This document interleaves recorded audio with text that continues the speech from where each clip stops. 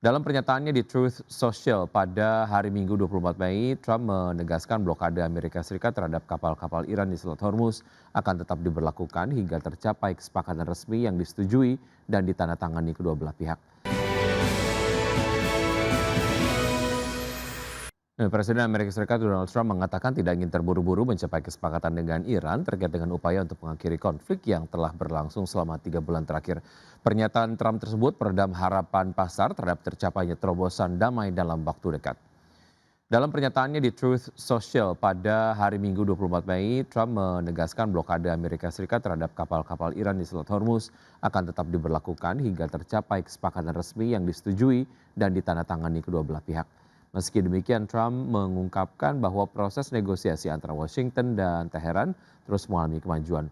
Namun dia menegaskan kedua pihak perlu berhati-hati dalam menyusun kesepakatan. Adapun pernyataan terbaru Trump berbeda dengan nada optimistis yang disampaikan sehari sebelumnya, di mana Trump menyebut Amerika Serikat dan Iran telah sebagian besar menyepakati memorandum kesepahaman maksud kami yang berpotensi membuka kembali Selat Hormuz.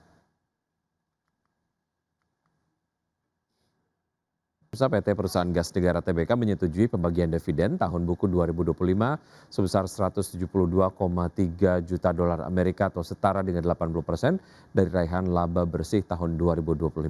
Total nilai dividen tersebut setara dengan 0,0071 dolar per saham atau sekitar 125,8 rupiah per saham. Pembagian dividen itu sejalan dengan pertumbuhan kinerja keuangan perseroan sepanjang tahun 2025 di mana perseroan membukukan pendapatan sebesar 3,9 miliar dolar Amerika Serikat atau meningkat 5% dibandingkan dengan tahun sebelumnya. Perseroan juga mencatatkan laba operasi sebesar 519,6 juta dolar sedangkan laba bersih mencapai 215,4 juta dolar Amerika. Perseroan menyebut capaian laba bersih dipengaruhi penyesuaian nilai aset hulu yang bersifat non-cash. Sementara itu pada kuartal 1 2026, Perseroan melanjutkan kinerja positif dengan membukukan laba bersih sebesar 90,4 juta dolar atau tumbuh sekitar 46% secara tahunan.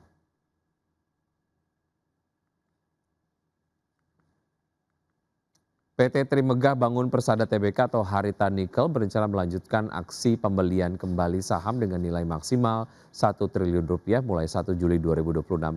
Manajemen Perseroan menyatakan aksi buyback dilakukan lantaran harga saham Perseroan dinilai belum mencerminkan nilai fundamental yang sebenarnya.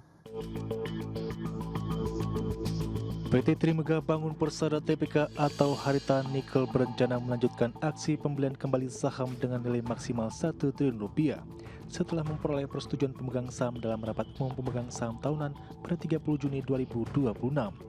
Berdasarkan keterbukaan informasi, perseroan buyback saham akan dilakukan secara bertahap dalam jangka waktu paling lama 12 bulan sejak tanggal persetujuan RPST 2026 yakni mulai 1 Juli 2026.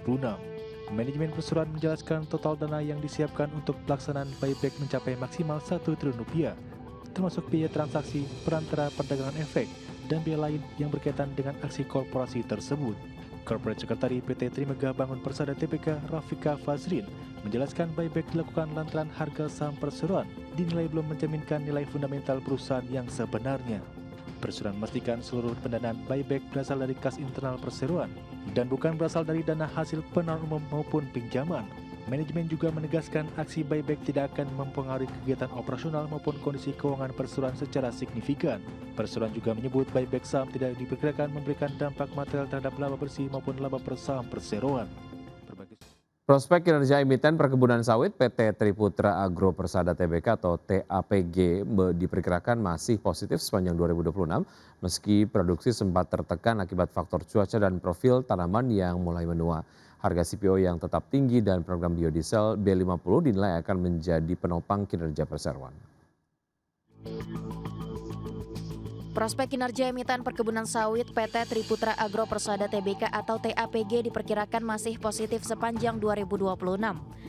Meski produksi sempat tertekan akibat faktor cuaca dan profil tanaman yang mulai menua, harga CPO yang tetap tinggi dan program biodiesel B50 dinilai akan menjadi penopang kinerja perseroan.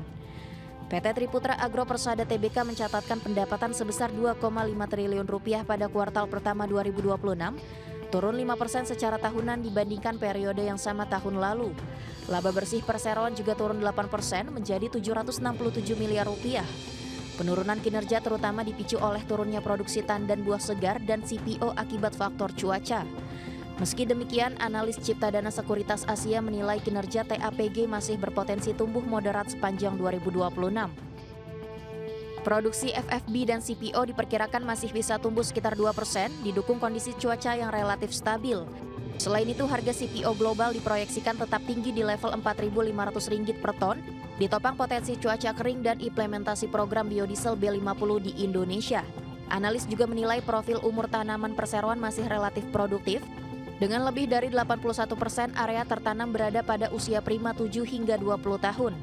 Di sisi lain, permintaan CPO domestik dan ekspor terus meningkat menjelang implementasi B50 pada Juli 2026. Sejumlah sekuritas pun mempertahankan rekomendasi positif terhadap saham TAPG, meski ruang kenaikan harga saham dinilai mulai terbatas setelah menguat sejak awal tahun. Berbagai sumber IDX Channel. FTSE Russell mengeluarkan 4 saham Indonesia dari indeks FTSE Global Equity Index Series periode Juni 2026 yang meliputi saham DSSA, DAAZ, HIL, dan MLIA. Dan FTSE Russell menyatakan alasan dicoretnya 4 saham tersebut dikarenakan tidak memenuhi ketentuan sebagai konstituen indeks. FTSE Russell mengeluarkan 4 saham Indonesia dari indeks FTSE Global Equity Index Series. Langkah ini dilakukan lantaran saham-saham tersebut tidak memenuhi ketentuan sebagai konstituen indeks FTSE. Keputusan tersebut diumumkan dalam laporan berjudul Juni 2026 Quality Review pada Sabtu 23 Mei 2026. Dalam pengumuman tersebut, FTSE mengeluarkan saham milik grup Sinarmas, yakni PT Dian Swastatika Sentosa Tbk. DSSA ditendang dari kategori large cap lantaran masuk dalam kategori saham dengan struktur kepemilikan terkonsentrasi tinggi. Selain itu, FTSE Russell juga mengeluarkan saham PT Das Baralisa Tbk dalam kategori micro cap karena memiliki free float di bawah batas minimum. Kemudian pada kategori yang sama, FTSE Russell juga mengeluarkan saham PT Helcon Tbk dan PT Mulya Industrindo Tbk karena tidak memenuhi kriteria atau Fed Surveillance Stock Screen. Kedua emiten tersebut diketahui masuk daftar pengawasan atau pemantauan khusus oleh Bursa Efek Indonesia, di mana keduanya terindikasi memiliki aktivitas perdagangan tidak wajar. Keputusan FTSE ini efektif berlaku pasca penutupan perdagangan 19 Juni 2026. Namun keputusan ini masih dapat ditinjau ulang hingga penutupan perdagangan Jumat 5 Juni 2026. Berbagai sumber untuk IDX Channel.